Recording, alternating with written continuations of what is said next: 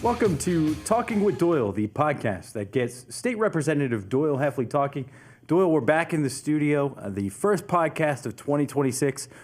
I guess maybe my first question for you is what's on tap for this new year? Well, it's an exciting time, let me tell you. Since January 1st, a lot in the world, our nation and our state has already happened. It's going to be a fast-moving year, I believe, and hopefully a good year. And obviously, the 250th anniversary of our nation's founding, 1776 to 2026.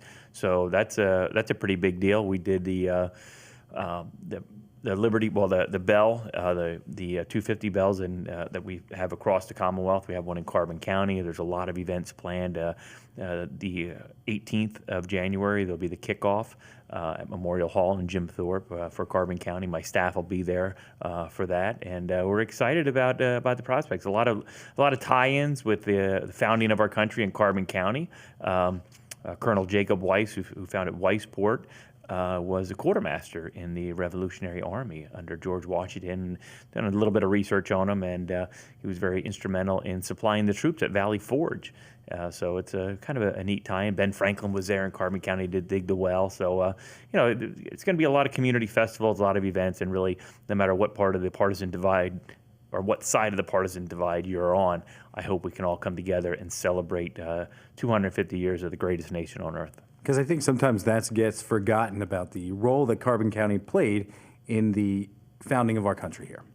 Yeah, I mean, it's really ironic, and the Fort Allen was essentially a fort that was built during the French and Indian War period, and Ben Franklin was instrumental in all that, and just a neat place. And then eventually, coal was discovered in Summit Hill, anthracite coal, and then the Lehigh Canal to ship that coal down to Philadelphia.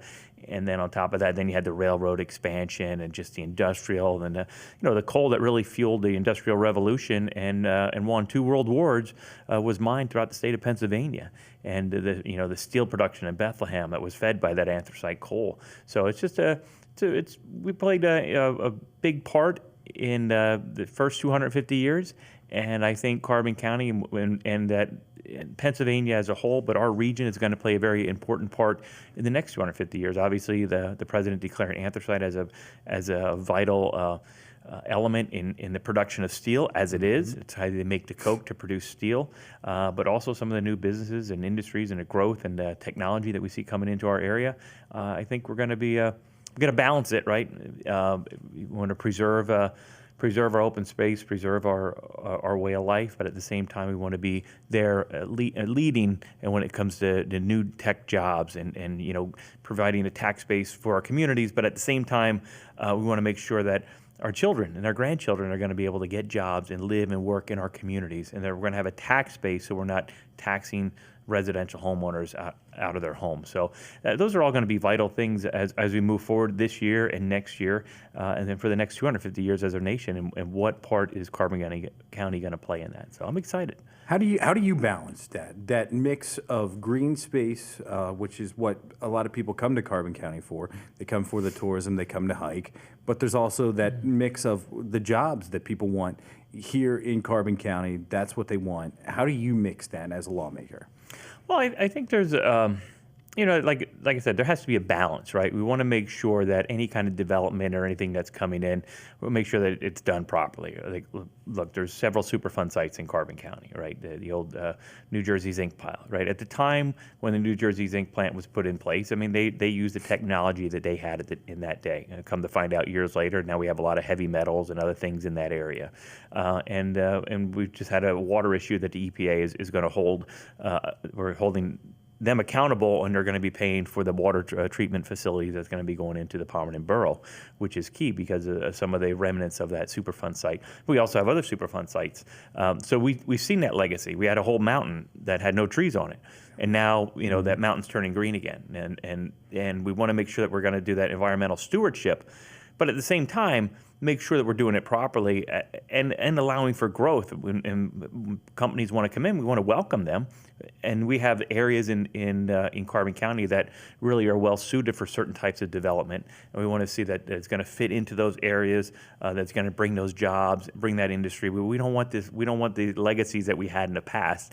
So we want to make sure that it's done properly. So, and the biggest thing is any kind of development like that, we want to make sure that it's transparent and there's open lines of communication, and make sure that people have the right information, because there's a lot of hysteria when it comes to this right now, especially a lot of the misinformation that's out there on social media. I get people calling my office; they think the world's ending, it's. But at the same time, we want to make sure we're holding people accountable. But let's dig through this and look at the information that's out there. Let's be transparent and work on it together. We've seen great opportunities in tourism. We have 3 great ski resorts. I mean, and it is booming right now. It's very cold. I still got about 3 inches of ice everywhere on my property. And that's a lot of good paying jobs right there at those ski resorts. They provide a huge tax base for the region. And we also have one of the largest indoor lettuce producers in the nation in Carbon County. So we have a mix of old and new. We still do fire equipment and fire apparatus, cable companies, and Pentella data. So there's like a mix of everything. We also have a lot of open space. We have Hickory Run State Park, Beltsville State Park. Beltsville is owned by the Army Corps of Engineers. We have the Wild Creek Reservoir, 22,000 acres. Bethlehem Water Authority owns that. It's preserved land around the Wild Creek Reservoir. And we have a lot of other game lands, the Broad Mountain and other preserved lands and open space. And we want to make sure that we're protecting our waterways. We have a lot of agriculture.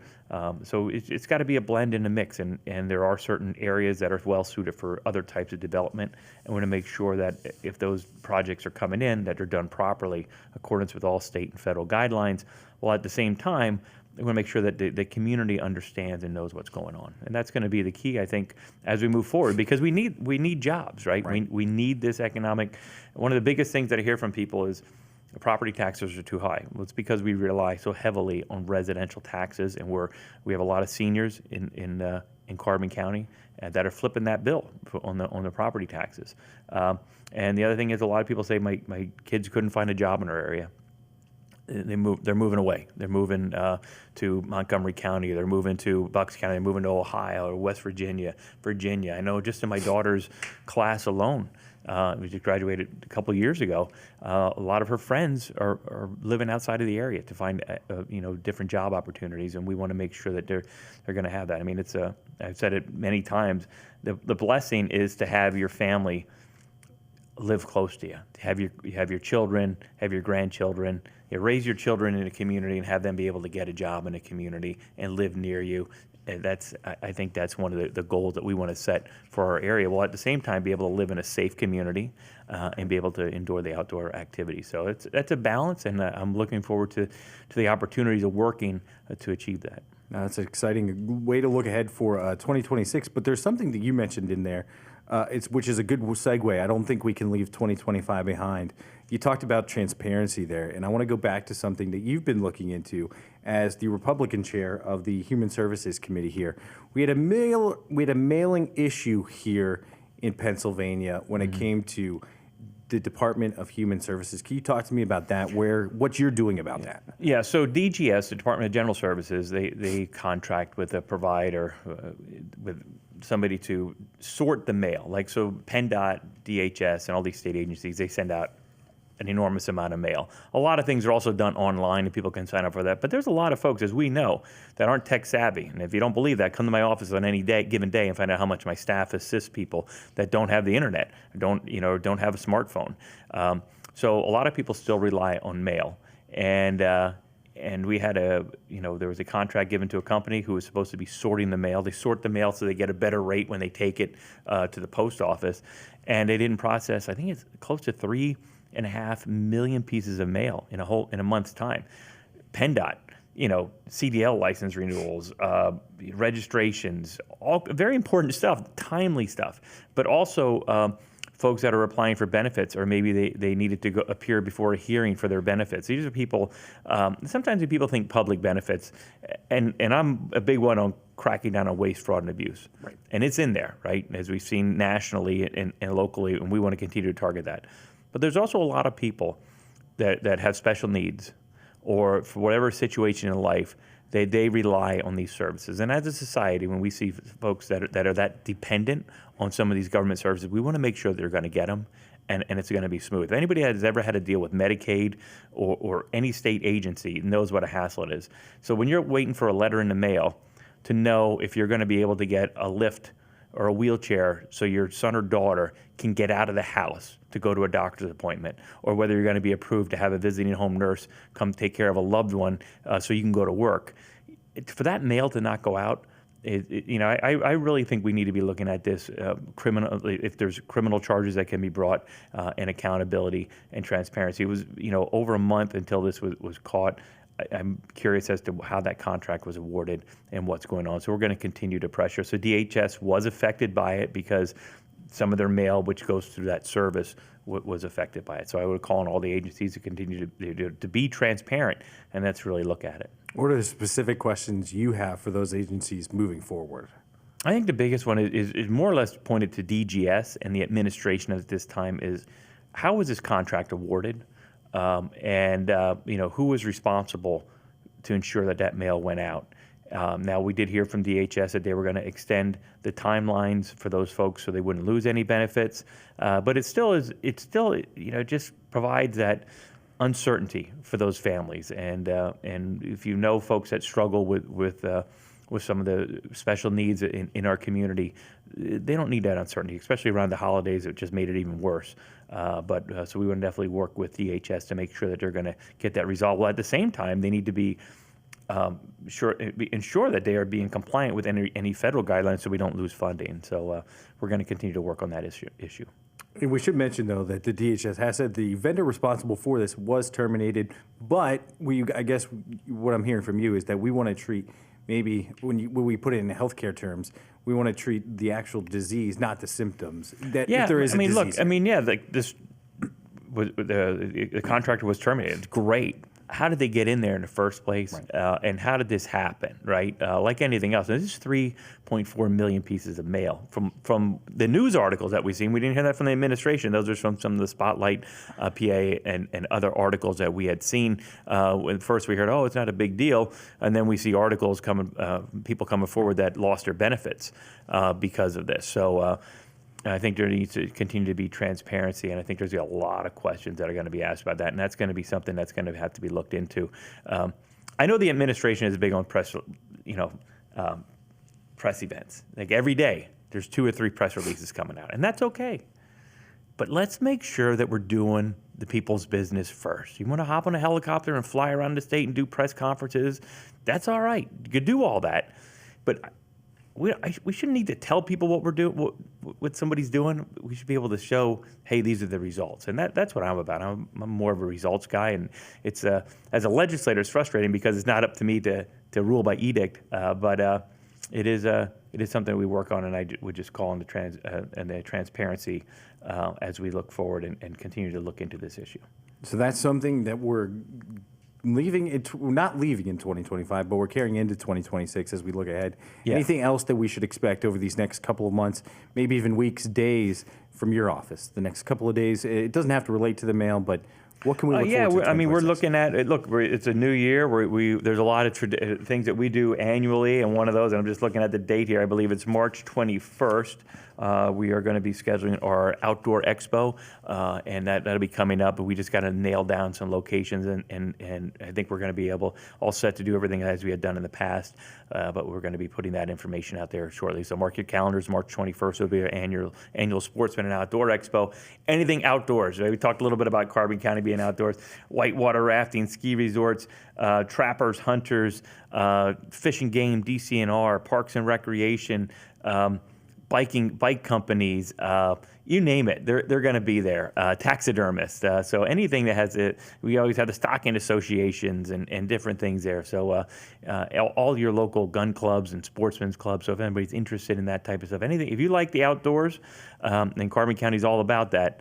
that expo is a great one to attend. So that will be coming up, and we'll be looking to schedule. I know we always get questions from the same people about town hall meetings. We generally do those all the time. But if somebody has a specific question for me, they can always call my office. I mean, I was in the office, throughout the holidays, and we'll be there. We're there generally either in Weisport or in our Penn Forest office. They can always call if they have a specific question or concern. They don't have to wait till the next town hall. We do about 3 to 4 telephone town halls a year, many expos and events, and some in-person town halls. But if there's a pressing issue that they need right away, I think there's just this whole focus. Oh, we need town halls.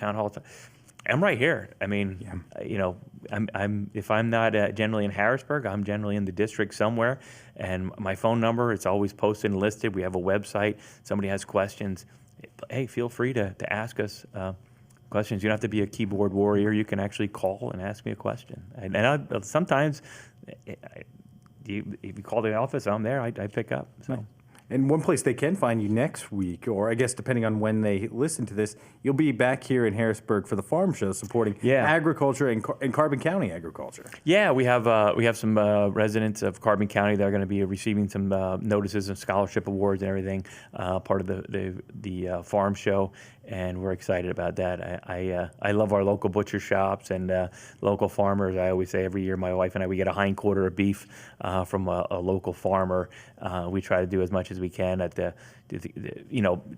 when we talk about shop local or PA preferred, so when you see a little tag PA preferred, that means it's a Pennsylvania agricultural product, that whether it be butter or eggs or anything or milk, and we definitely encourage people to do that. But we also try to do as much as we can at the local level. So it's great to see so many young people and residents of Carbon County come out. And if you have never been to the farm show, schedule it in your calendar. It starts in 9th, the food court opens, and then it goes till the 17th of January. Mm-hmm. It can be a little cold, but it is well worth it. I mean, it's something that I attend every year.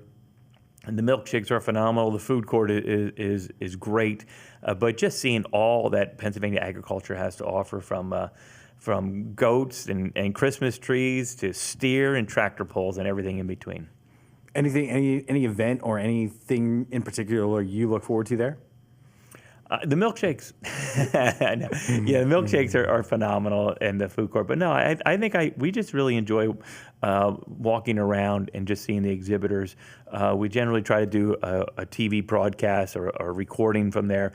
We've interviewed the beekeepers. We've interviewed the cheese folks. We've interviewed maple syruping folks that are there. The Pennsylvania craft brewers, they're there, and everything in between. Talk about the avian flu and the bird flu, and you have all the farmers right there to ask questions about that. And what drove up the cost of eggs, what drove up the cost of chicken, and where does milk come from, and all those things that are there at the farm show. So it's definitely a great time. And then really, Penn State Extension is there, but Penn State Ag, and you really see how agriculture is transforming and why we're getting crops earlier in the season. Some of the greenhousing that they do and starting those plants earlier. So it's fascinating. Definitely take the family. It gets crowded, but it really is an enjoyable day. And I don't know that there's ever anybody that visited the farm show that said, oh, I didn't enjoy it. So take the time and get out and see what PA agriculture has to offer. Maybe just the only people who didn't enjoy it is like the people who have to stay in line in the milkshake line for 5-10 minutes, right? Maybe the steer. It generally doesn't end well for them. Yeah. But no, it's a wonderful thing. So I think that's a good way to wrap this one up, unless there's anything else, again, maybe top of mind that you want to look forward to in 2026. Yeah, I mean, I'm just excited. I mean, when you look at how 2025 started and where we're at now, and all the things that had gone on with the prolonged budget debate, and then coming, getting us out of Reggie, and some of the other things that were in the budget, some of the school funding things that were in the budget, and there's those opportunities, good and bad, and you want to learn from that and move forward. And hopefully, I would definitely want to see this year's budget get done on time, so that there's stability in the residents, and we need to make sure that we're doing everything we can to grow our economy and provide safe communities for the residents of Pennsylvania to live in. And that budget discussion will be here before you know it. Yes, it will be starting. The governor's budget address will be a little bit over a month away from the governor's budget address, and we'll start that process over again. So, but one thing I do want to say is the Talking with Doyle. We appreciate everybody tuning in. If you want to see any previous episodes, you can find them on Facebook, at my Facebook page, or just go to www.repheffley.com, our website, and you can link to Facebook. But I think our Christmas episode, it was not available on YouTube after it was getting a lot of traction. People were really tuning into that one, but there might have been some copyright with some of the music that we had in there and some of the conversation. So if you want to see that one, find out why YouTube canceled it. I'm not about cancel culture, but go to the website, go to Facebook, and you can see that episode of Talking with Doyle.